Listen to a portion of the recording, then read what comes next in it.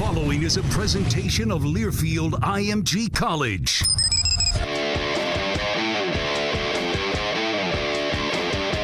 From the Georgia Southern Sports Network, powered by Learfield IMG College. Wings up, Eagle Nation! Touchdown, Georgia Southern! This is Inside Eagle Nation, your all-access look into Eagle athletics. Taking a look through all the other action in Georgia Southern athletics this past week. A lot of road action. A lot of teams hitting the old I-16 out of town. Getting on the steel horse and taking us to parts north, south, west, wherever. Can't really go too much farther east. Now let's return to the Learfield IMG College studios. Here are your hosts, Colin Lacey and Danny Reed. That's a fact, Jack.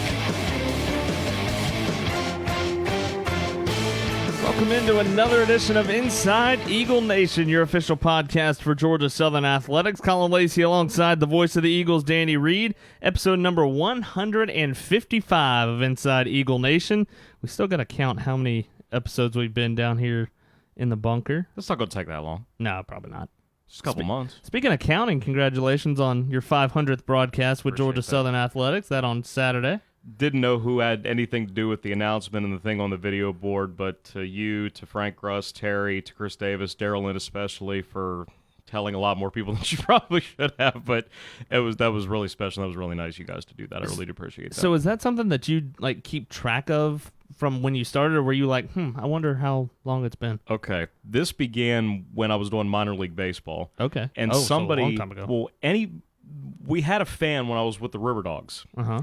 And for whatever reason, he decided to count every game that I had done. But the way we had it set up, when I was the guy and I had an assistant, the assistant, when he would do games, he would do the whole thing. So it's almost as if I was not really taking the game off. I was still there. I just wasn't broadcasting. Right. Still setting up and still taking care of media relations and whatever. Gotcha. So I had ended up adding the games from the River Dogs, and that was exactly 450. So I started with that. And I think baseball-wise, it's going to hit 800 this year, which is neat. But here, because of all the overlap with football, basketball, and then basketball, baseball, having to remember, okay, did I do this random game against Ball State? Did I do this random game against Tennessee? Did I see North Florida that night in Jacksonville? I don't. And there's been games that you've done. There's been games that Terry and Frank have done. Fortunately, been able to do every football game since I got here. But just looking how last year ended at 491, and then this being the 9th game, and I almost forgot about it, but she remembered, of course. You'd have been really mad if you realized it this week and then 501's coming up. You're like, well. The way football's gone this year, that'll be just falling in line. True. We've got a packed episode of Inside Eagle Nation this week. We're going to catch up with head coach Anita Howard from Georgia Southern Women's Basketball in just a few moments. We're going to have Brant Freeman, I guess you call him the TV voice of Texas State Bobcats, coming up a little bit later on. The pro's pro. But a lot to get to. Basketball starting up. Men's basketball will start tomorrow night at Hanner Fieldhouse. Women's basketball opens up on Thursday night over on the Plains against Auburn. But we welcome in head coach Anita Howard. Coach, appreciate you joining us. Woo, that's my fans back there. I hear you. Hey, Colin. Hey, Danny. You started off against Auburn. You're number 3 for you. What's it been like kind of growing this program to what you've got right now? It's been a whirlwind, actually, I got brought in by TK, then we brought in a new AD, so that was something new and different. Then a whole pandemic hit, so that was something new and different. And so I like to say going to year 3, nothing can be any more different or difficult. And so this is my 501, I guess. So we always hear that year 3 is the year for a staff to make its move. Year 1 is the get acclimated. Year 2 is the make a little push, but it's really year 3 where the results starting to show through. How do you feel your position to make this move in year 3? Yeah, and I am excited to see that. So although we've gone through, some bumps and bruises along the way, for the most part, we have just about everyone we recruited on our roster. We have a solid staff in place, had some new staff join us not too long ago. So I'm excited to see, the young ladies that I brought in to play the style of basketball that I would like to see kind of just come to fruition. The chemistry amongst the girls. We just left out of practice a little while ago. And it's funny because I was talking to one of my coaches and I said, I remember year 1, our gym was kind of quiet. Now I like a loud Of course, if you know me, I like a loud gym. We even took a trip down to a field trip down to Coach Berg's practice last year and just listened to their gym. And I was like, listen, if you want a winning gym, it has to be one that's communicating, one that's motivating. And so now we're hearing that in our practice, and so you're seeing some of the culture take its shape going into year 3 of what you would want to see. Talk about your staff a little bit. You talked about a couple of new additions, but first and foremost, today Chris Straker's birthday, so happy birthday to Coach Straker. Yes, I got to give a happy birthday to you. Did that sound good? Yeah. You always know when it's a birthday on the road, especially with women's basketball, you're going to get sung happy birthday. Does that happen to you? Yeah. Well, my birthday's in the summer, so it's not really. Well, they got to make up for it, don't I know it's 5 months later, but don't they have to make up for it? Happy belated birthday to you. You're halfway to the next one, but they can get both of them, maybe. What is it, when you're a kid, you had half birthdays? Yeah. Yes, and make sure you say I'm 13 and a half. Yeah, exactly. Now I'm trying to knock numbers off, not add halves to it. All right. I told my husband, I said, I've been actually lying about my age for no apparent reason that I really forgot how old I did turn on my birthday. But you've got Chris Straker that has been with you ever since you got to Georgia Southern.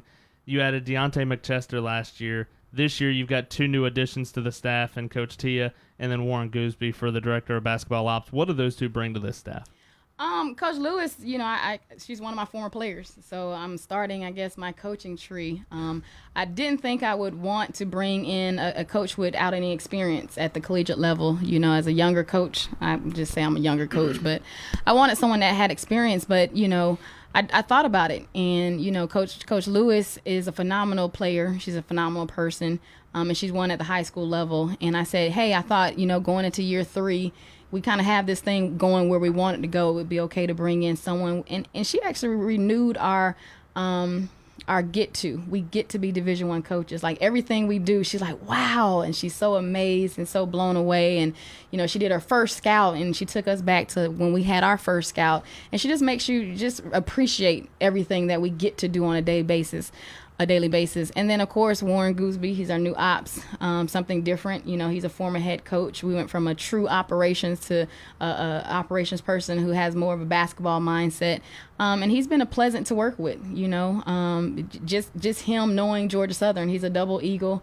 He's his personality is so opposite of mine. You need a little bit of the yin to the yang a little bit. He's so laid back and real mild-mannered, but he brings a lot to the table, very organized, very professional. And so it's a great addition to bring an Eagle back home. Talk about going into the season. What excites you most about the group that you've got going to hit the hardwood against Auburn this week? Our ability to compete. Right now, we have pretty much won through our walk-on. We just brought a walk-on in who we made it out of tryouts, but we are competing at every single position, and so everybody wants to be great. That's a good thing, and it's also a bad thing at times, but I love the fact that, they're not complaining, they're just competing. And then, of course, we get to play inside of hopefully a packed Hanner. So our exhibition game, we had, a nice-sized crowd for our exhibition game, and it makes competitors want to compete even more. And so I'm excited to have Hanner Fieldhouse hopefully back at capacity, and then just us competing at every level. You saw it when it was full capacity the year before, but last year to go through COVID, only have a couple of hundred people in there at a time, bringing so many new players in. They may not see or be able to feel what it's like when that place is rocking. Yeah, and that's what I'm saying. And to have people that show up more so when they have more fans in the stands, I think that's going to show a different side of even what we're seeing in practice when you have that many people. That Georgia State game, I mean, even me as a coach, to walk in there, usually at a women's game, you have a couple hundred people. A couple thousand, we'll just ad-lib a little bit, but a couple hundred people at our games. But to walk in to see Hanner at full capacity, It is breathtaking. And, our fans are passionate. So they are making it very difficult for our opponents. And so that almost is something that you really can't scout. When teams are coming in here and then they have to go against the Hanner hooligans, or you have your people sitting courtside, you have to turn down for what guy, he's dancing and having a good time over there. The atmosphere is none like that I've been a part of. And so I'm excited to see it hopefully be like that every single home night. There's a couple of individual players I wanted to touch on with you, but the first one, Lydia Freeman. You look at the exhibition against Allen last week, 14 points, 13 rebounds, and she is somebody that has worked her butt off this offseason to get to where she is now. being able to see what she's gone through this year, this offseason, how excited are you for what she's going to be able to do this year? I don't think I've seen a more improved player over a short amount of time like Lydia Freeman. I knew her upside would be really great, but I didn't know it would come as quickly as she's now showing us. She did. She stayed here all summer. And, of course, being from Atlanta, Georgia, she could have easily went home any day and went home for the summer. But she stayed. She wanted to make a difference for this team. And, Allen, I don't even think we've seen the best version of Lydia now. Today, she came in and got some extra workout with one of our practice guys who's 6'5", and, he's beating her up and she's taking it. She just has a different mentality right now. And it's exciting to see because she's not only 6'5", she's strong. She keeps the ball high. And so she has yet to tap her ceiling. But for her to want to be better, and she's only a sophomore, is very exciting. It was another thing to see 24 assists. Yeah. To be able to see that kind of ball sharing before you even get into the regular season, that had to be pleasing.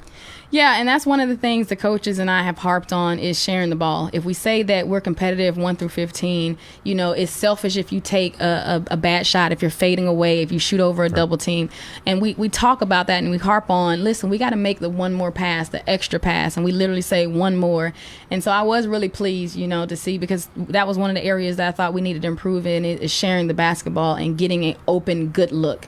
Everyone has the green light for me. So I don't say, hey, let's get the ball to Taryn Ward or let's get the ball to this young lady. Everyone has the green light. You just got to take a shot that you can make, and I want it to be the good shot. You talk about Taryn Ward, the Sunbelt Conference Freshman of the Year a year ago. What about her game has kind of taken it to the next level this year? Her mindset. So she's been blessed with an athletic ability that she can play the 1 through the 4 if she wants, and you will see her at the point guard position this year. So I got to keep my heels on with that one. But she actually she's really good. She has a natural knack for the game of basketball. So what we've challenged Taryn with is to have a different kind of mindset.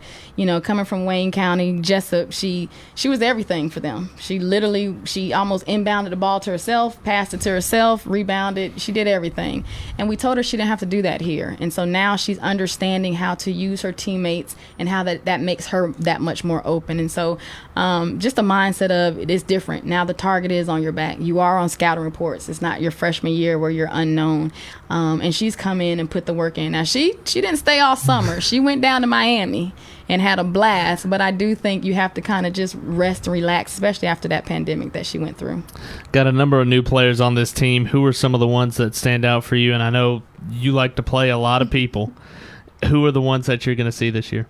Yeah, it's a lot. And I'm going to open up with her because on another interview, I forgot, our Penn State transfer, Constance Thomas. Recruiter out of high school, we lost her to Penn State, but of course we got her back. She was in the portal, and she has untapped potential. She's going to be a heck of a point guard for us. On the defensive end, which I'm a defensive coach, she can lock up anybody. And so I'm excited to see her take the floor. We brought in 2 more transfers, Rachel Johnson and Tanaya Marks, both JUCO. Rachel transferred from Wichita State, but she went to Chipola, who's a national powerhouse, and Tanaya came from Shelton State, another national powerhouse. That just brings a level of experience to our roster. Tanaya's on the inside. I mean, she takes charges. She tries to take 5 or 6 charges a game if she could. And so as a defensive coach, that's exciting to see. And then Rachel, I mean, she's a strong, stout guard, super scrappy on offense, super scrappy on defense. And you saw her against Allen. I mean, she's going to be one to watch. And, it's funny because she only played, I think, 15 minutes in the Allen game, but had 11 points. And, she can come in and make it happen quick. And it's not all about offense with her. And then we had one of my former players that played with me at Columbus State. I told her that she took me to a championship at Columbus State. She needs to take me to a championship here. is Taya Gibson. She set out last year when she transferred in, and she's ready to grow, and she's ready to go. She actually just cracked the lineup, and so she's an undersized post, but she finishes like one of the best post players I've seen as an undersized post player. But those are just a few. We do have Hannah. She got into the scrimmage, knocked down a 3, but because of Eden, they counted it off because it was an offensive foul. But she's a lights out shooter. She can shoot it. And one of the things we worked on, of course, is our tempo of the game. And then one person that we didn't see in the exhibition is a 6'4" grad transfer from Wake Forest, Maya Banks. Maya, she's a rim protector, has a beautiful stroke from the inside and out. And so we're excited to see her. She's getting back into practice, getting, swing of things. And so I'm hoping Lane says I can have her for like a few minutes at Auburn. But we're waiting to get the okay from that. But she's a really solid leader for us. And so having a semi-young team, we're not as young as we were last year, she comes in and brings a lot of experience for us. You talk about the leadership on this team. You name the two team captains in Basa and Naya. Talk about those two and what they really give you on this team. Two different ways, two different leaders. Basa, I love Basa. Didn't recruit her, but I feel like I did. Like, she is a true fighter, true and through fighter. Like, she fights for everything, and it's not about playing time with her. She's a great teammate. She's a great leader. And I tell the team, everyone can't be a scorer on this team. You have to have those intangible players, those intangible things from players that make up the championship team, and she does that. We always say we got to check on Basa, because every day she's going to say, I'm fine, I'm good, and be happy and motivating, everybody. But she used to be the one that we gave a shout out to work the hardest, and now she's made people come up to her level as far as her work ethic. And so her leadership, she leads vocally, she leads by example. And Love, I don't call her Janaya, I call her Love, aka the brain. She's the brain of the team. She was the quietest thing. Now, she don't say a lot, but when she do, people listen. So she's a small little feisty leader, and she leads by example. I mean, she's a gritty player. She's tough-minded. She knows everything. She's very comfortable in her position. I say she has a middle school-looking body. Don't look like she's a college basketball player at all. But she's our fearless leader. She'll go into any battle. She'll go up against any post player. And so she helps us.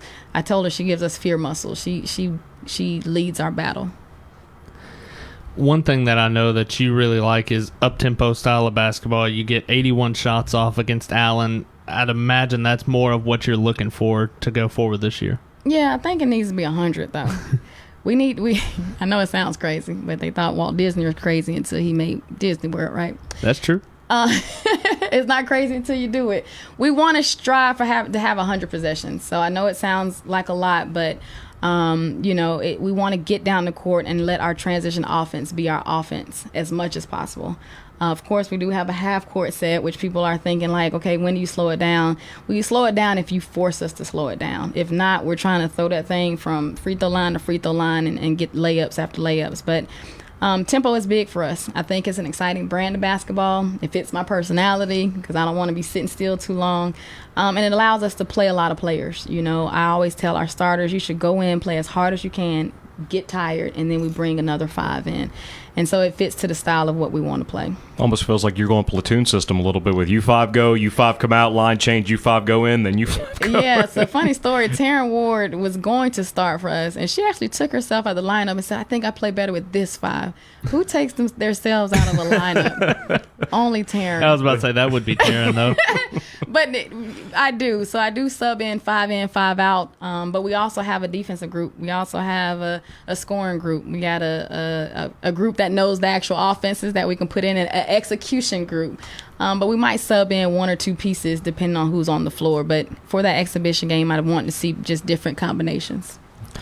When you look at what you're going up against with Auburn coming up on Thursday, what's the biggest thing? I know it's a completely new staff, not a whole lot to go off of, but what's the biggest thing going into Auburn on Thursday night? Well, coaches say all the time, it's not about them, it's about us. Literally, we have to make it about us because we don't know what they are going to do. We know who some of their returners, and we have some clips of them, but they're in a new system under a new staff. And they're going to be much better. Coach Harris, came from national championship programs. So she's at Texas, Mississippi State. So she's going to have them playing as hard as she can get them to play. But, it's going to be about us. We want to play teams that are going to challenge us. We had a close scrimmage against North Florida, who they feel like they will win the ASUN this year. They picked second. And so we want to compete because the Sunbelt is clearly it's not getting any easier as you see the additions. So, we want to play the SEC opponent and see how we fare out. But it's going to be about us out the gate to see what they're doing because we didn't have a lot of film on what they're actually going to do. How excited are you to finally get it going? If I can think of a word, I can make up a word. You're all about making up the words. Excitabilis fabuloso. That sounded like a cleaning word, didn't it? I don't know. Somebody's got to figure out how to spell that because we need it on a T-shirt. Excite-tabulous. Ooh, Excite-tabulous. Excite-tabulous. That's fantastic. We'll get William to make a shirt. Oh, no doubt. Southern Exchange will have that in 2 days.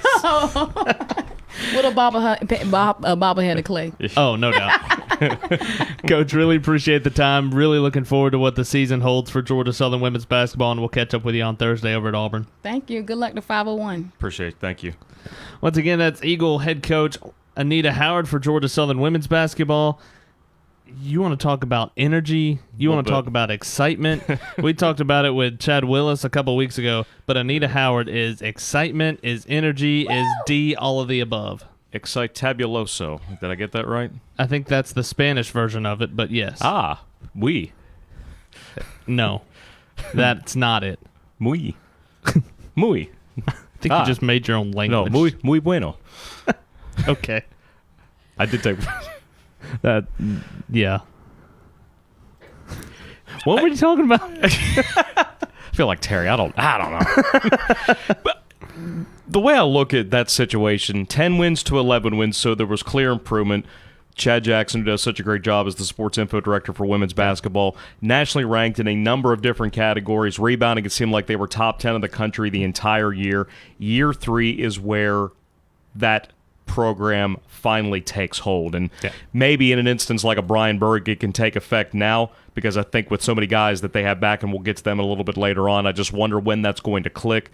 But it seems with this situation, the team seems to be in the best state it's been in for a couple of years. You've got enough veterans, you've got transfers. You always look for that blend, youth, experience, and a little bit of infusement from the transfer portal, because that's been so prominent. It's going to continue to be so. And I am very curious to see how this year goes. And they've got a GAT Turkey Throwdown coming up at the end of November. Yeah, the Friday and Saturday after Thanksgiving, going to be taking on Illinois State and South Carolina State. Going to have a couple of different teams coming into Hanner Fieldhouse to host. Remember last year, women's basketball was up at the Georgia State Holiday Classic. All right. Took on Chattanooga and Western Carolina, former SoCon rivalry there. But I'm just thinking, if you say Turkey and Hanner Fieldhouse on Thanksgiving, Frank will find a way to get here. Especially Turkey Throwdown. Before we have to go to Boone for football. No doubt. He's going to come here first. No doubt. But looking forward to it. It'll be an 8 o'clock tip-off against the Auburn Tigers. Chad Jackson and I will have the call for you at 7:30. Also, have a brand new announcement. Is this late breaking? Do I know about this? I think so, maybe. But women's basketball going to have a new home for the radio, as Chad Jackson and I will have the call for you, but it's going to be on 99.7 in Statesboro. Our friends over at Foundry Broadcasting, that same ownership group that has 94.9 and 106.5 the Borough. We go on their morning show every Thursday. 94.9, the flagship home for Georgia Southern football, men's basketball, and baseball. But now 99.7 WPTB, going to be the Statesboro home for Georgia Southern women's basketball. Outstanding news. But as we dive into everything else, Georgia Southern athletics, men's soccer finished up the season, falling 2-1 to the Georgia State Panthers last Thursday. They finished the season 4-12-1, 0-5-1 in MAC play, but we talked about it time and time again. What a grueling schedule they had to go through. So many top 25s, so many people in the top 25 discussion that they had to play. It seemed like week after week we were talking about 2 or 3 different top 25 teams they were playing. Brutal schedule, new conference, having to get used to all that extra with travel. With a lot of travel, with the MAC. You have to take that record with a grain of salt, because I think that these last 2 years have not been what John Murphy had wanted. Yeah. But now you've got that little dangling carrot of, with the Sunbelt adding 4 new teams effective in 2023. Men's soccer will be returning to the league, but does that mean Georgia Southern, Georgia State automatically come back? How do they negotiate their terms to maybe get out of where they are in the MAC to come back to the Sunbelt? Because with Marshall coming in, that's the defending national champion. There's a lot that's going to be determined, but I do believe that next year will be the year that Georgia Southern men's soccer gets back on track, simply because of the grinder that they had to go through. Because you play all those ranked teams, all those highly touted teams, eventually you do pay dividends from that. You are able to make that come true by getting better on the field. Looking forward to what the offseason holds for Georgia Southern men's soccer. Women's soccer finishing up their season as well over in Foley, Alabama in the Sunbelt Conference Tournament. And what a week it was over in Foley. It ended in the Sunbelt Conference Championship game against South Alabama. First on Wednesday, they faced the number 5 seed Coastal Carolina, got the victory 1-0 in that one. The Friday matchup was technically against the number 8 seed ULM, but they were the 8 seed for a very strange reason. If you looked at what they did throughout the season, they would have been one of the top 2 seeds in the Sunbelt Conference. But because of an ineligible player that they played throughout the season, they got bumped down and vacated a lot of their wins. They got bumped down to the 8th seed in the conference tournament. But Georgia Southern knocked off ULM 2-1, the final score on Friday. And then on Sunday, a heartbreaking 1-0 loss at the hands of number 2 seed South Alabama. And South Alabama now has won 8 of the last 9 Sunbelt Conference championships, only falling to Little Rock a couple of years ago. But to be in a game like that with South Alabama, I think Chris Adams put it out on social media. You want to be disappointed for the loss, and there's no moral victories, but you cannot hang your head of what this women's soccer team was able to do this year. Picked 9th in the preseason. We talked to him just a couple of weeks ago. Use that as a little bit of fuel to the fire. You get to the Sunbelt Conference Championship game, and then South Alabama, who's dominated Sunbelt Conference soccer, you hold tough 1-0, and it was a beautiful goal by South Alabama. The Conference Player of the Year is the one that scored it for the Jaguars. That is a lot of good things to build off for women's soccer, who had a fantastic season. They got to the championship without one of their best players. Ellis Nemtsov was not even available for the tournament. Right. That's a first-team all-league performer. She was tied for the team lead in goals this year. So who's to say what that could have given in a championship setting? And the fact that they were able to get by ULM, a team that ended up beating number 1 seed Arkansas State, but ULM would have finished higher because of having an ineligible player. So that might have been the most deceiving 8 seed. Yeah. So one of those NCAA tournament matchups, the 12-5. Well, that 12's a whole lot better than that 5. That's going to be an easy one to pick. Just to get to the finals, though, first time playing for a championship on the pitch since 2012, that's the beginning. It's just going to keep going up because of the kind of program that Chris has been able to build in such a short amount of time. And I think those spring matches, even though it was only 3, getting a chance to play those 3 in the spring gave him an idea of exactly what he had and what he had to do. And we talked about it with him. He got an opportunity to see his team and coach them for the 3 games in the spring that you normally don't get. It's almost like in the situation that Clay Helton is coming in for football. Yeah. You don't get 4 games where you get to evaluate. Now, Coach Helton not going to be coaching on the field, but he gets to evaluate, he gets to recruit and all of this. That this is the first time I've heard of it. I know it's happened before, but this doesn't happen every day. Actually, just happening again today, Texas Tech hired their new coach. Well, I think that Jared Benko may have just started a trend where you have to get rid of a coach and then you hire a new one still within the confines of the season. Now, the Texas Tech situation will be a little bit different as to relative. Is it just going to be recruiting? Is there going to be on field? Because that's an assistant from Baylor that Texas Tech just hired from Dave Aranda's staff. But in this situation, we'll talk about Coach Helton a little bit more, but he's just here to recruit, to observe, to evaluate, and then he goes into effect right after the Appalachian State game to close out the regular season. But Georgia Southern volleyball on the road this past weekend up in the Carolinas and knocked off Coastal Carolina 3-2 on Friday. Got the victory over App 3-1 to sweep the season series against the Mountaineers. You know he just loved that especially. Oh, no doubt. He had to get that one. Oh, no doubt. They will wrap up the regular season on Friday against Troy at home and then Saturday against South Alabama inside Hanner Fieldhouse. Georgia Southern men's basketball starts off the 2021 campaign as Ball State will be... I got to be the one to throw it up because I'm absolutely not jumping center. Not happening.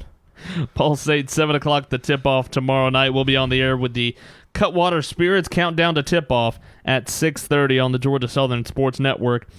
But this is a Georgia Southern men's basketball program. We talk about the process a lot, talk about the trust of this team a lot, and you just carry that over into year number 2. The fact that Coach Berg had to form a new team in the middle of a pandemic and not getting them all together until the middle of last August and still giving up only 67 points per game last year, it's a borderline miracle. Yeah. With what he was able to do with his principles, his way, and man, is he process-oriented. It is every second of every minute of every hour of every day, and eventually that is going to pay off for this team. And you would think this year, with 9 guys back from last year, remember he had to add 9 guys a year ago, which was the 4th most in the country. But now having so many guys back, it's hard to believe it's Elijah McCadden's senior year. He'll get a chance to come back next year, though, because of the COVID waiver year from 2020. But Andre Savrasov might be the most valuable player from the offseason workouts. He's put on about 15 pounds. He just looks chiseled, so much more confident. I think he takes a giant step forward this year. Prince Toyambi was one of the top offensive rebounders in the country last year. Tossing somebody off the bench like a Cam Bryant. Caden Archie has all the ability in the world. I think he could be one of the league's best defenders. He missed the last 7 games a year ago when he took that leave of absence, but expect him to be in the lineup early. And it's also the hunt to see who exactly runs Georgia Southern's point, because you've got a multitude of options. McCadden's going to be in the mix. Trey Cobbs, the transfer from Kentucky Wesleyan by way of Northern Kentucky, where he played when Chris Shumay was an assistant for the Norsemen when they went to a couple of NCAA tournaments and an NIT. He's going to get a chance to run the point.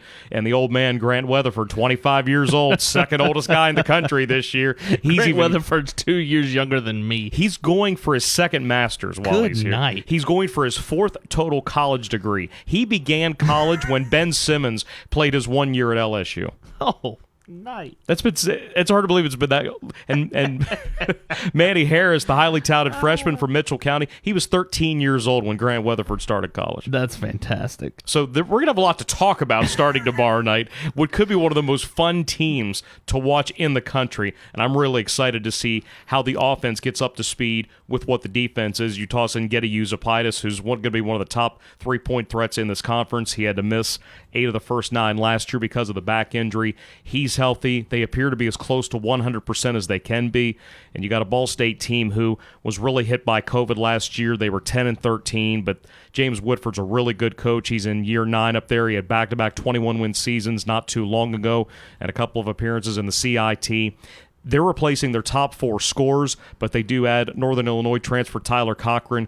He's 6'2", but he's 220 pounds. He is as solid of a guard as you're going to find. He averaged 15 and 7 last year, but he only played 12 games because he got hit by COVID with the Huskies, and he also had a hamstring injury. But he is a bull in a china shop, and if Georgia Southern's going to play man-to-man, they may need to find an extra man to just be able to shadow him and make sure he doesn't get his way to the paint.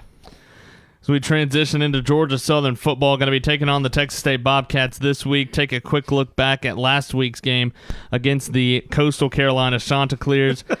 A busy week for Georgia Southern on Thursday, announcing the hiring of head coach Clay Helton coming into Statesboro again. He's not going to be taking over on the field right now. He will be more in the administrative side, recruiting side for the next couple of weeks, evaluating what he has at Georgia Southern, and then we'll take over after the Appalachian State game as far as football activities are concerned. But you go into Coastal Carolina, we talked about it last week, the highest ranked opponent to ever come into Paulson Stadium, and then it throws kind of a kink in the chain and really wipes out everything we had talked about all year, that it was going to be the first time Georgia Southern was going to see Grayson McCall, when we get the media release from Kevin Davis saying that he's not going to be playing in this game because of an upper body injury. He is out indefinitely. Don't exactly know what that means as far as what it going forward for Coastal Carolina, but you had the backup quarterback really come in and run that offense to the point where you didn't necessarily miss Grayson McCall. Number one for Clay Helton, as soon as he said the word mercy in his introductory remarks on Thursday, he won the press conference, but he is just such an enthusiastic and positive guy. I had a chance to speak with him multiple times. We did our one-on-one after the press conference, and he just seems like somebody that's going to fit in so well here. I've said this multiple times. I know he's from the Southeast, even though he spent a dozen years at USC. He just sounds like he was made for a situation like this, a chance to not necessarily rebuild Georgia Southern, but maybe just get the tires back on the road and see if the Eagles can refine their winning ways and get back to postseason play sooner or later. There's certainly work to do, but he seems to be well equipped to do it. He'll begin putting that staff together very soon, and as soon as we know, you'll know. But regarding the game, we're so excited to see Grayson Mccall because we've watched him on national TV, it seems like every week the last 2 years. But unfortunately, the injury that he suffered during the Troy game, he was able to come back from that, but ultimately it was to the effect that he was not going to be able to play. And Jamie Chadwell actually said this morning on the Sunbelt teleconference, this could keep him out the rest of the year. I don't think it's going to, but there is potential if it doesn't heal right. So does that mean he's going to miss the Georgia State game this week? We shall see. But with the way Bryce Carpenter played, they should be fine. He only threw for 85 yards, but as soon as Coastal forced those 2 Georgia Southern fumbles and they had short fields to work with, and then the block punt at the end of the first half was just a killer. And Coastal wasn't even calling a timeout. They were okay with that clock running out and letting it be 14-0 going into the locker room. But we know that Georgia Southern was angling those punt snaps ever since the Arkansas game. Unfortunately, the angle was to the left. Coastal rushed to the left. Alex Spillum broke free, rejected the football. Mason Shelton picks up at the 33, and they score on the final play of the half. If they don't block it, the clock would have run out. And then they had a nearly 7-minute, 92-yard drive in the third quarter for a 28-0 lead. I felt bad for Frank and Russ having to be on the field. Good night. Because from beginning to end, that may be the most rain that has fallen in a game here. I think that outranked what we saw with New Mexico State 2 years ago. I think there were periods of that game where it rained harder, but I think from beginning to end, that's the most rain that's probably fallen at a game. Granted, I'm not going to go measure it, but it just seemed like it was an unrelenting rain. But good for Cam Ransom to get back in. Yeah. Didn't play at all against Georgia State. He led the touchdown drive, had the 2-point pass to Derwin Burgess, and we got indication from interim head coach Kevin Whitley earlier today that not only will Ransom see more playing time this week, but if all goes to plan, it sounds like he could get the start this week in San Marcos, which would be his second of the season, so we'll keep an eye on that. It's going to be interesting to see what that dynamic looks like because Cam Ransom came in as a freshman and looked a lot like the Cam Ransom that we had seen in preseason camp that everybody was so excited about. No, the first couple of days in camp, you and I kept looking at each other and saying, this is the best player on the field. Yeah. And this it wasn't is the necessarily best close. Guy on the field. And I think Terry and I brought this up during the game. You wonder what Ransom's season would have looked like had he not hurt his ankle at FAU. Yeah, no doubt. Because his rep count went down. I think his confidence was shaken a little bit, and then he had the stretch those previous 2 games. He hit just 3 out of 17 passes, but he comes in, he gets his first 3 against Coastal, throws the touchdown to Bo Johnson. Look, I know he got sacked 3 times, but he has a presence about him in that pocket, and whether he's throwing left or he's throwing right, it seems like wherever he's throwing the ball, that's where it's supposed to go. Yeah, and it's right on the dime. And that doesn't discredit what Justin Tomlin has done. No. Because I think that for Tomlin, you missed the first 2 games of the season after you had a great offseason, great spring ball, great summer. But trying to get back to that, but getting hit so much, getting knocked out of a couple of games, and just not being able to have that consistent health, I think has cost him. And then the 2 lost fumbles. He threw the interception after Georgia Southern recovered a fumble, just their second all year. He just hasn't been able to stack days and stack games because everything seems to be going against him. Now, we're talking so much about Ransom. Yeah. Look, I think they're both going to play Yeah. against Texas State, but it does seem like it's trending more towards Ransom to out-rep him this week, but we'll see. This week, Georgia Southern will head to the Lone Star State to take on the Texas State Bobcats, and we get to welcome in one of our good friends from San Marcos, is Brant Freeman. Joining us, he'll have the call on ESPN Plus this week. Brant, appreciate you joining us.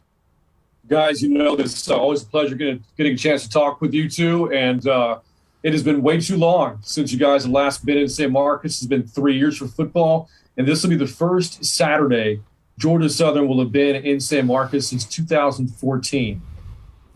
You know, Wow. Danny and I were asking a very pertinent question. Always. What time does Black's Barbecue open? 10. Ooh. Do they do a brisket omelet by any chance? Sorry, my man, they don't do that, but they do just about anything else. Brant, take us into what this Texas State team has been like this year. 3-6, 2-3 in conference play, coming off a big victory against ULM this past week. What is kind of the mood around this team? It's kind of been a really good win for this team, and then following up with a game that you would like to forget. But what is kind of this team looking like? It's been a disappointing year, certainly, as the record would indicate. You look at Jake Spavital's tenure at Texas State. The first year, was kind of the beginning of his take on the rebuild. They won 3 games that year, but the losses weren't all that competitive, and they were kind of lucky to get some of those wins. But then year 2, there were fewer wins, 1 fewer, but there was progress. The losses were competitive, to include the loss to Statesboro, a very tight game, played over there. Paulson.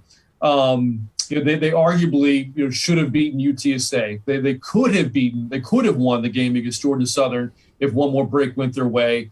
There were some other competitive games along the way that gave you a good feeling going into 2021, especially a come from behind win over Arkansas State, and really kind of felt like they were in a good place going into 2021. And the way the season began, very competitive against Baylor. It was really a 1-possession game. Don't let the 9-point deficit fool you. There was a wild safety play at the end that kind of made the score look more cosmetic in Baylor's favor. The win at FIU, not that FIU is a good team, but winning on the road in non-conference is never easy. But where things really fell apart was quickly. Week 3, the game against Incarnate Word, 24 players out because of COVID protocol, and then in the game, they lose one of their starting defensive backs, Jordan Mass, due to targeting. So they were razor thin at several spots, facing a good FCS team in UIW that'll be in contention for a Southland title, maybe an FCS playoff run this year, with a quarterback that, all due respect to UIW, probably shouldn't be there. And you have to tip your cap. They played well. They won the game. But the COVID issues lingered into the next week. Only a handful of players had come back. Then and those that didn't have any practice reps. And so they kind of went into Eastern Michigan with a loss before the game was even played. And so you get out of non-conference 1-3 off an FCS loss, not feeling great. But then conference begins with a come-from-behind win over South Alabama in quadruple overtime. So you kind of think, okay, new season, it's a conference year. This will spearhead things in the right direction. And then against Troy, 3 really good quarters turned in against the Trojans, specifically from the quarterback, Brady McBride. Arguably, for me, the 3 best quarters he's played in his career. And then maybe he had his worst quarter ever in the 4th. 3 consecutive interceptions in that 4th quarter, one of them a pick 6, the final of which they never got the ball back, 6.5 minutes to go. And I really felt that loss carried over into the road swing against Georgia State and then against Louisiana. Lost 28-16 at Turner, a game that was a 5-point game going to the 4th quarter. And they just couldn't muster enough against a good Panther team. Give Sean Elliott credit. They played well this year. And then Louisiana's a buzzsaw, as we all know, and Brady McBride out available for that game. He'd gotten hurt in the Georgia State game the week prior, and they tried to have a conservative game plan, hope that would shorten the game, lessen the amount of Cajun possessions. But when you turn the ball over and when you can't convert on 3rd down, you're going to give them possessions. And 45-0, and it was a loss that Jake Spavital himself called embarrassing. It led to a statement from the athletic director, Don Coryell, about the state of the program. So to the team's credit, they were able to overcome all that and beat a ULM team, which, yes, had been blown out the week before, but had beaten Liberty, beaten Troy, beaten South Alabama. So ULM, came in, a pretty good opponent, and Texas State was able to hold them off and beat them with Tyler Mitt at quarterback. So, for them, the final 4 weeks of the season, very important. 1, for this coaching staff, you don't know what the future may hold. Yeah. And 2, to get some momentum going. Now they have to win out to become bowl eligible. That's going to be tough, having to go at Coastal next week. Certainly Georgia Southern is always tough to prepare for with the option. In Arkansas State, you never know. But if they can string together some wins, I think that would mean a lot. Let's look at this fact. If they win any of the final 3, that would give them the 4th win of the year. They haven't won more than 3 games in 7 years. That seems like a very small victory, and not that anybody's going to throw a parade at 4-8 or 5-7. But when you've been going 3-9 and 2-10 for for the last 6-7 years, it's something. So these games certainly, carry some weight to them, even though for most, you look at 3-6, you feel like it's a lost season. But for this team, these final 3 weeks, very important. You talk about Brady McBride going down against the Georgia State Panthers, not available the last 2 weeks. Tyler Vitt comes in. He's the offensive player of the week this week in the Sunbelt Conference, 262 yards and a touchdown against ULM. What has that transition kind of been like? I know Brady McBride kind of been the guy for you guys, but what's been the transition between McBride to Vitt the last couple of weeks, and then what do you see going forward? Well, there was a lot of competition for the job going into fall camp between Vitt and McBride and Ty Evans, a newcomer in from NC State. And I think the race came down to McBride and to Vitt, and ultimately McBride won out because it's strange saying this now because of what we've seen in regular season play. He wasn't turning the ball over as much in fall camp as Tyler Vitt was. Now we've seen 3 games where McBride has thrown 3 interceptions in each. And in the latter 2 of those, the interceptions came on consecutive possessions against South Alabama and Troy. But the offensive line has struggled a little bit this year. And so protection, with it being an issue, whoever is at quarterback has to be able to get out of the pocket to make plays.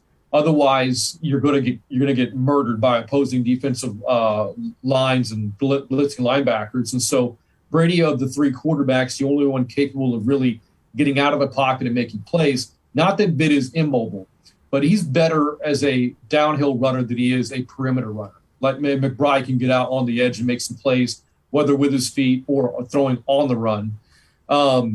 So they're definitely some different styles to them. I would not call Vitt a pocket passer by any stretch, and Brady certainly isn't one. But McBride is a little more ambitious, I guess is the best way of putting it. As a quarterback, which can be a detriment or an advantage. Vitt is a little bit more conservative, and he did a really good job of simply protecting the football against ULM. Didn't turn it over once.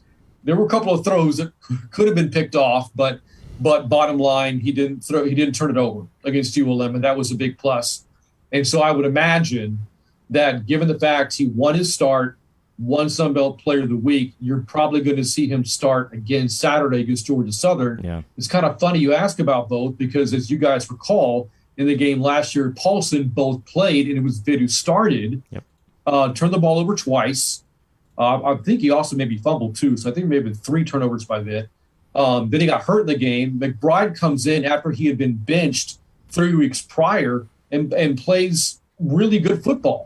So good, in fact, that he then takes over starter the next 2 weeks in the season and to start this year. So that's a little bit on the background between Vitt and McBride. Vitt has been here since 2018, McBride since 2019, so they both know the system really well. And I think there's a chance, so you could see both of them at some point in the game against Saturday. I'm a big Spav fan, and I look at the record and I see 8-25, and it hurts a little bit because I think he's an outstanding guy, and I think he knows ball, and I think that if he's given a chance, it is going to work out. But of those 8 wins, 3 have been each of his conference openers, which is a crazy stat to think about. But from you having seen so many games, what has kept this team from sustaining that momentum from the start of conference play in his 3 seasons? God, that's a great question, Danny. You look at the what's funny is that the first 2 years, the game after the conference opener wasn't a conference game. So in 2019, they played Georgia State, beat them in triple overtime. The next game was an FCS opponent, then a bye week, and then they continued conference play. And then last year, after they played ULM, they went to Boston College, and they arguably should have won that game. They held a lead for almost the entirety of the game, led by 2 touchdowns in the second half, couldn't quite hold on.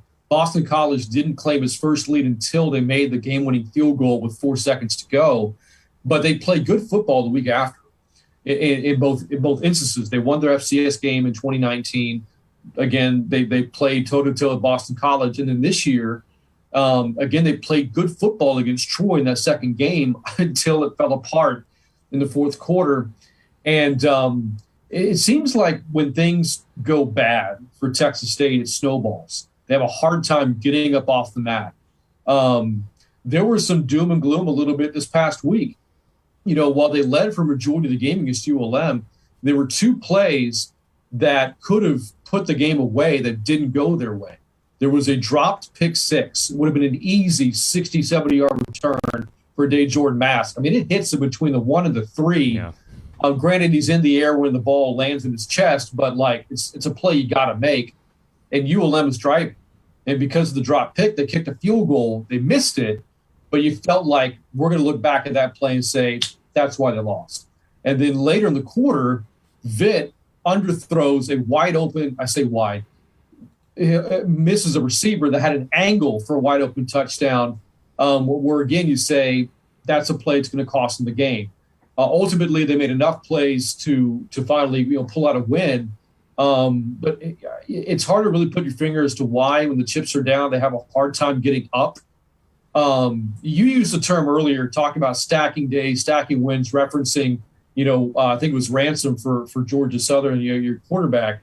This team, now that they got a win, they've got to be able to carry that over, and stack some days themselves and stack some wins. I hate for it to come at the Eagles' expense because I love you guys and love your program, but each team wants to win.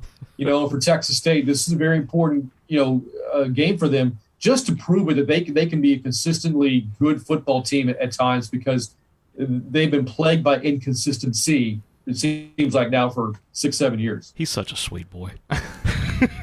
We love Brant. Needs to come visit his Metter family. But we've talked about it the last couple of weeks. Crazy. We've talked about it really the last couple of years, how Jake Spavital has reconstructed this Texas State roster, so many transfers in, and you've got so much talent on the offensive side of the ball to go along with McBride and Vitt. You've got guys like Banks, Barbie, Graham, so many different weapons that they can go to. What's been the biggest thing in them getting acclimated to what Texas State football is? Well, you said it. I mean, like, a lot was made about Texas State's approach to the offseason and recruiting. That certainly raised a lot of eyebrows, not just in the Sunbelt, not just in Texas, but nationally, to have a team exclusively use the transfer portal for the recruiting class, because that's not typically how you build a program or build a foundation for one. So the way that Jake Spavital looked at it was, had they gone the traditional high school route, the roster would have been 90% underclassmen this year, freshmen and sophomores.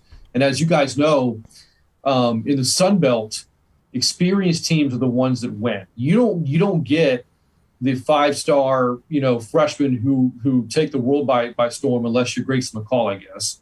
But typically you need a year or two under your belt in the Sunbelt, no pun intended, in order to be a solid player in this league. It's rare that freshmen come in and make a huge impact, especially at non-skilled positions. I think you could find stud freshmen at quarterback, like I mentioned with McCall, running back, receiver. We've seen it. But offensive line, defensive line, it seems to be like you need experience up there.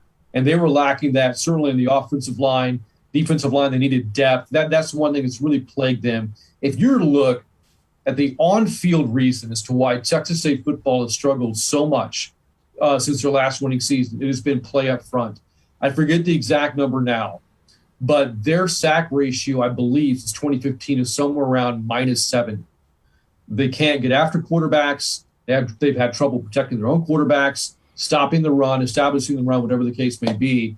So they brought in a number of players in the offensive line to shore things up there, brought in an experienced O-line coach in Jim Turner, whose last job was with the Cincinnati Bengals.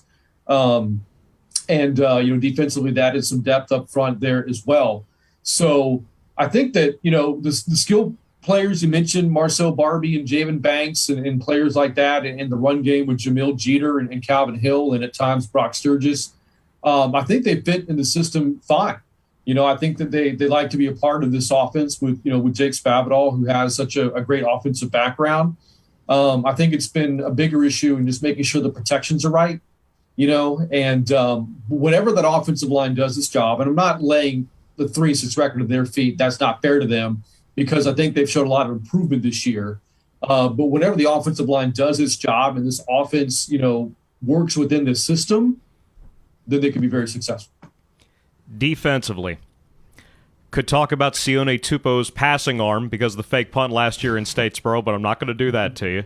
I do, though, really like Jordan Rebels. And Spav actually talked about this on the teleconference earlier today in the second half because he had to come back from the targeting call against Louisiana. Once they went to a four-man line, Rebels tore up the Warhawks O-line. I think you guys had 5 second-half sacks. It really looked like he controlled the line of scrimmage as part of that victory. Yeah, I seem to recall, in the broadcast, that Keith Moreland, my analyst, and I were talking about it and what a big difference maker he was going to be in the second half. I didn't realize it was going to have that much of an impact. Yeah. Now, you can certainly tell that the game plan changed at halftime. In the first half, Texas State played almost exclusively coverage. They would drop 8 in coverage, especially on second and third and longs, only rush 3. And Chandler Rogers, a good young quarterback in this league, a freshman for ULM, was picking them apart. So when Rebels came in, they then went to more of a four-man front and mix in some exotic blitzes, but let him be the guy that spearheaded, the rush. And they were able to get after Rogers. They had 7 sacks all season going into that game, 7, which was tied for second fewest in the country. They had 5 sacks against ULM, and I want to say all of them came in the second half. And the defense won that game in the second half. Texas State's offense only scored 7, and that was an Olay 7. Yeah. ULM wanted them to score to get the ball back late in the game. So the offense really struggled to stay on the field. The defense is what won the game in the second half, and really a lot of that was due, in fact, to Jordan Rebels. Funny story about him. Played at Galena Park North Shore, which is a great program in the greater Houston area, and this was a 2018 6A state title game. 6A is the largest class in Texas. And Rebels was a defensive lineman and in high school as well. He was not only was he the MVP of the 6A state championship game, they drew up a gadget play for him on the goal line where he caught a touchdown pass. So very athletic player. He's not the biggest guy, but he brings a lot of energy, and if they're ever going to get after opposing quarterbacks, he has to be a part of the equation. Got a question coming in on Facebook Live. I think you're our first guest that has gotten a question. Wow. I wonder why. He gets a question before we get a question. Yeah, no kidding. Because more or less we just get comments. Well, we got a question earlier. We'll get back to it. It has to do with women's basketball. Okay. But TJ McCutcheon asking, from the Texas State perspective, what's the thoughts on the Sunbelt expansion? I know it's a little bit different for the West Division because 3 of the 4 teams that have joined the Sunbelt are going to be on the eastern side. Right. I'm going to send South Alabama and Troy your way. But what does the Sunbelt expansion look like from the Texas State side of things? That just means more Barry McKnight for me, so I'm good with it. No, by the way, Trojan Talk is starting. I just got the notification. Saw that too. So, as far as football is concerned, Texas State was on an island to begin with. As we all know, UTA doesn't play football. So there's not a huge impact on the West in that aspect, unless you talk about the addition of Troy, which means that assuming the scheduling will be you play all your divisional opponents every year no matter what. Yeah. Now that means playing Troy every year. I like the additions. I think that it's good geographically. I think James Madison brings a lot. You guys are a great example of what a successful FCS program can do with the Sunbelt. You had immediate success when you joined, and you've been a very good program, not this year withstanding. But Appalachia State, same deal. Coastal Carolina was a great FCS program. It took them a while to get their feet underneath them, but they've proven to be a good make a good successful transition of the FBS into this conference. So I think we'll probably see the same pattern there with JMU. Southern Miss football has been down, but we know when it's good, it's really good. And it's an engaged fan base. I don't know a ton about Old Dominion football. I know that they're still relatively young, joined in 2009. They've had pockets of success. I think it was, 4 years ago, they beat Virginia Tech at a home game there. Won 10 games, I think, in 2016. And we all know about Marshall and their history. So I think that these are all really good additions. Obviously, it's going to impact the East more than anybody else. So you guys get a chance to probably see those programs every year. From the Olympic sports standpoint, that's where things kind of get dicey as far as Texas State is concerned. Nothing's been official yet, but the writing appears to be in the wall that the days are numbered for UTA and for Little Rock. And I hate saying that because UTA is a great travel partner with Texas State. Yeah. There's mutual respect between the two schools. It's not, a travel partner rivalry where there's bad blood between the two of them. Yeah, you guys actually like each other. and there's a lot of people over there, UTA I like. So assuming that's where things are headed, I'll be sad to see them go. And so there will no longer be a geographical partner, with Texas State. So where does the rivalry come from? I mean, I think there could be a natural one, in the East. I can see JMU getting into some bad blood with you guys or with the Carolinas or whomever, and same can be said for JMU and Marshall. Old Dominion, I'm not sure. I guess we'll see. But so, for Texas State, you look at Louisiana's, they have each other. The Alabamas will have each other. I guess us at Arkansas State are going to have to start hitting each other because we have nobody else to hate. So overall, though, I think these are really good additions for the league and makes it stronger. Scheduling is the thing I'm most curious about, especially because two schools are losing travel partners in Arkansas State and Texas State. But I'm excited. I really think these are strong additions, especially because this is a football-centered move. And these are 4 very good football programs with good foundations. You talked about it. It's been a while since Georgia Southern has been to San Marcos on a Saturday. What can people coming out to San Marcos, making the long trip out from Statesboro? I know there's a lot of alumni out in the Dallas area making the trip down to San Marcos. What's the atmosphere like around Bobcat Stadium? The tailgating is great. The issue has been getting people to come from the parking lot into the stadium. I know that we're not alone in that. That student attendance across the country has been down, and it's hard to get people to come into games, and we're no different. When this stadium fills out, the atmosphere is awesome. There were 28,000 here for Baylor. That was an easy sell. Season opener, in-state team, a Power 5 program, and you could travel easily from Waco down to San Marcos. But there have been other games, too, over the years. Navy, Houston, UTSA, Texas Tech, several of those outside of Navy, of course, so all in-state. So, it's easy draws. But all those games had 30,000 plus. And so when it fills out, it's an incredible environment. You could probably say that about any stadium, yes. But this is a beautiful facility that just needs people in it. There's a lot to do in San Marcos, as you guys well know. There's a lot of great local spots to grab something to eat. In Texas, we're known for, in this part of the state anyway, good Mexican food, good barbecue, good burger joints. There's a lot of good places to go. The Square in downtown San Marcos. If you come for the weekend and not just the day of, if the college setting isn't, to your liking, you can go north on 35 to Austin. You can go south on 35 to San Antonio. We are centrally located, and it is a great college town. Student body of 40,000. But again, when the team is winning and the place draws more people, it's very intoxicating. I hate to bring this up because I know that Georgia Southern fans hate it, but the 05 playoff run drew sellout crowds. Easier to sell out then because the stadium only held 16,000, but there were lines out the door to get tickets for all those playoff games in 2005. And the community, there's just galvanized around that time. When they were competitive in the FBS in 13 and 14, the crowd showed up. When you're going 2-10 and 3-9, especially when you get to November, it's hard to bring them in. Yeah. I would love there to be a great atmosphere on Saturday. I don't know if we'll get that. But, Georgia Southern fans, please come. We need bodies in there, and, hopefully, there'll be somewhat of an environment come Saturday. All right, final question I've got for you, and it's something that Russ brought up on the Ford Locker Room wrap-up last week. Is it San Marcos or San Marcos? Marcos.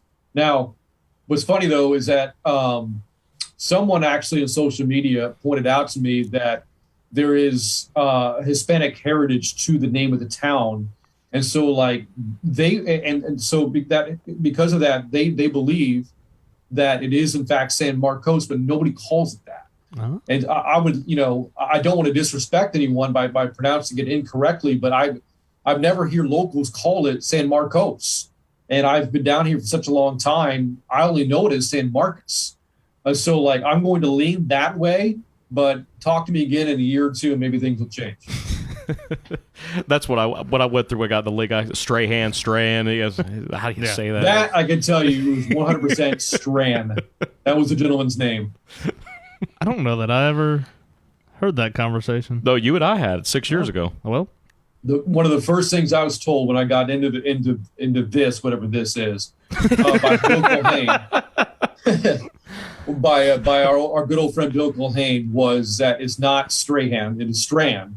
One of the grandfathers, I guess you call that, of Southwest Texas athletics, Oscar W. Strand, helped found athletics here. Coached multiple sports, basketball, football. So some others they played back in the 20s, and so it is Oscar W. Strand.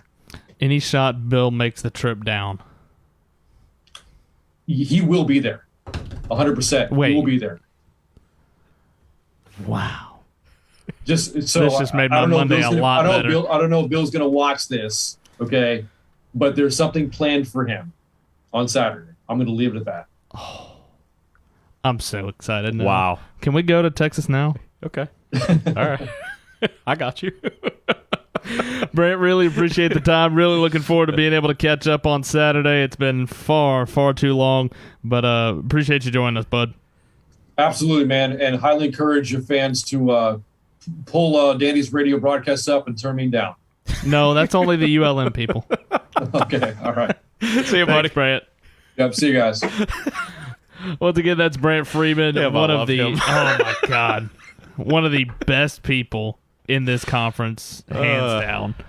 But it's going to be Georgia Southern and Texas State coming up this week. A little bit earlier of a kick. I say earlier, kind of relatively. A-okay with that, though. Yeah, no doubt. No doubt. That means we're not A-okay getting with home at 7 a.m. It's fantastic. Yeah, Idaho, thanks. 6 years, I've never thought let that would go. Lord have mercy. That was awful. Yeah, let's land in Denver with pork sandwiches. That's a good idea. Anyway, next state. And I had just gotten to know Frank a little bit 6 years ago. You got to know him a lot after that. And after a 4 a.m. pork sandwich, you could bet how the rest of that flight went. Sorry. I'll still never forget. We landed in Denver. Chris Blair was sitting next to me and was asleep. We hit the ground and it woke him up. Yeah. He goes, "Man, are we back already?" I was like, "No, we're stopping in Denver to refuel." He was not happy. Let's leave it at that.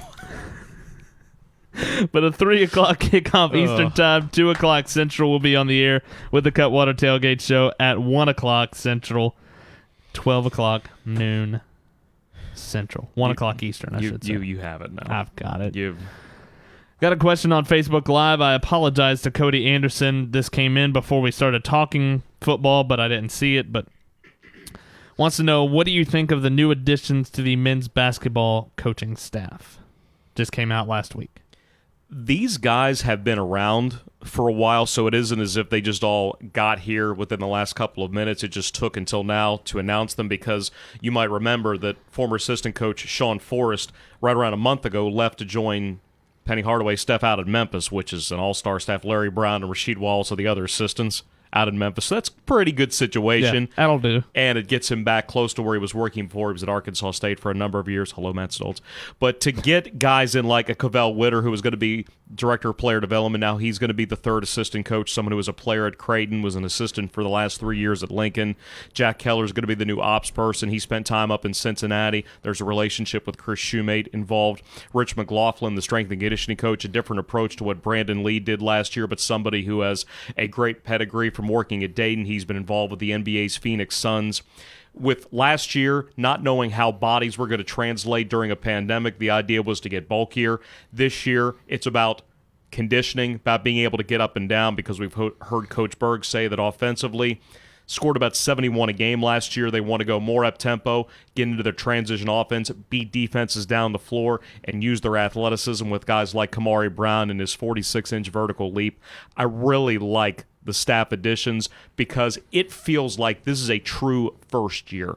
A year ago, you had to get everybody in without really knowing anybody. Yeah. He wanted Chris Shoemate. He wanted Tim McAllister. He wanted Sean Forrest as his assistants. But player-wise, outside of the couple that were still on this team, having to get everybody else in and then not having them all together until the middle of August, it's very difficult to build culture because you can't just build that on the fly.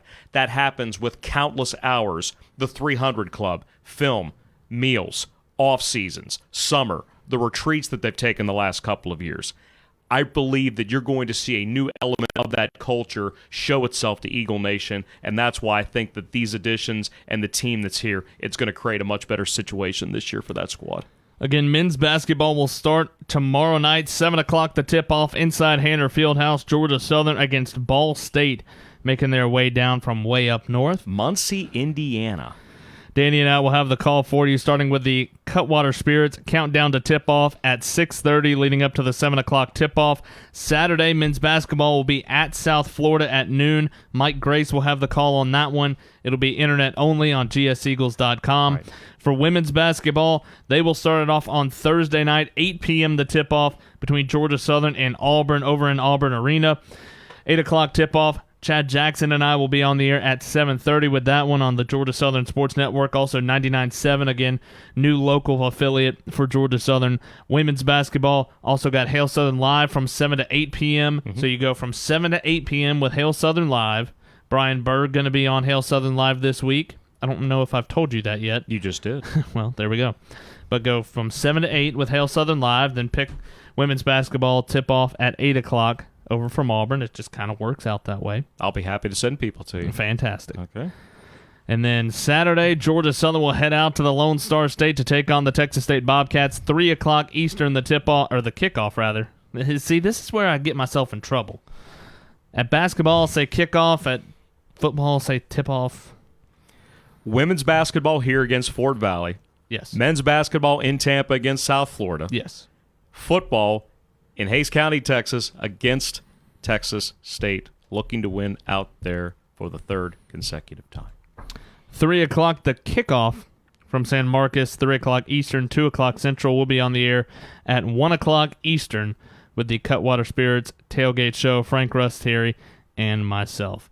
Until then, for the voice of the Eagles, Danny Reed, a busy week in Georgia Southern athletics. But this is Colin Lacey saying so long, everybody. You've been listening to Inside Eagle Nation, powered by Learfield, the official podcast of Georgia Southern Athletics.